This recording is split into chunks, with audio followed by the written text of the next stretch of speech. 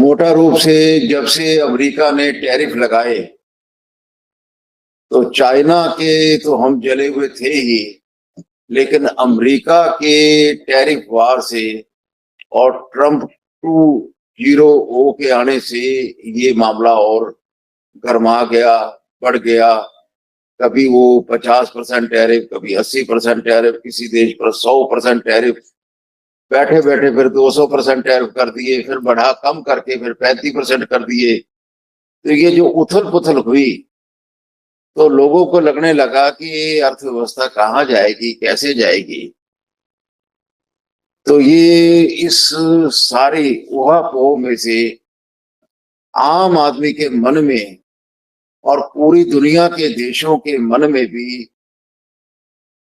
स्वावलंबन होना चाहिए, आर्थिक अपनी आत्मनिर्भरता होनी चाहिए, इस पर चर्चा होने लगी, इस पर बातचीत होने लगी।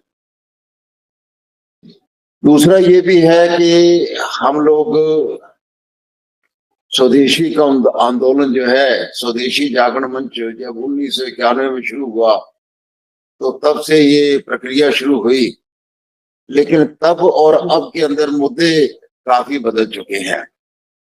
उससे हम बार बार करते थे कि मिट्टी के पॉट स्वदेशी होने चाहिए, अब की बार चर्चा चलती है कि रोबोट स्वदेशी होने चाहिए। उस समय आम चर्चा चलती थी कि आचार, मुरब्बा, आचार ये अपना होना चाहिए। इस बार IPR पर चर्चा चल रही है कि वो अपना होना चाहिए। तब बहुत अंकल चिप्स की चर्चा चलती थी और सब कहते हैं कि भाई आलू चिप्स स्वदेशी होने चाहिए।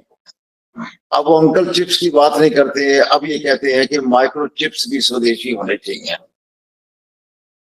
और गांधी जी के टाइम पर चरखे पर बहुत जोर चलता था, तो वो आज भी हैंडलूम स्वदेशी होना चाहिए, मशीनें स्वदेशी होनी चाहिए।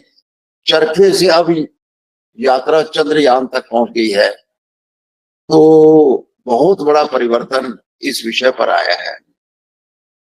दूसरा, युद्ध की शैली के अंदर भी बहुत बड़ा परिवर्तन आया है कि पहले कोई CID वाला बताता था कि इस देश की तैयारी क्या है, कैसे है, तो आदमी CID वाले से, जासूसों से भिड़ते थे।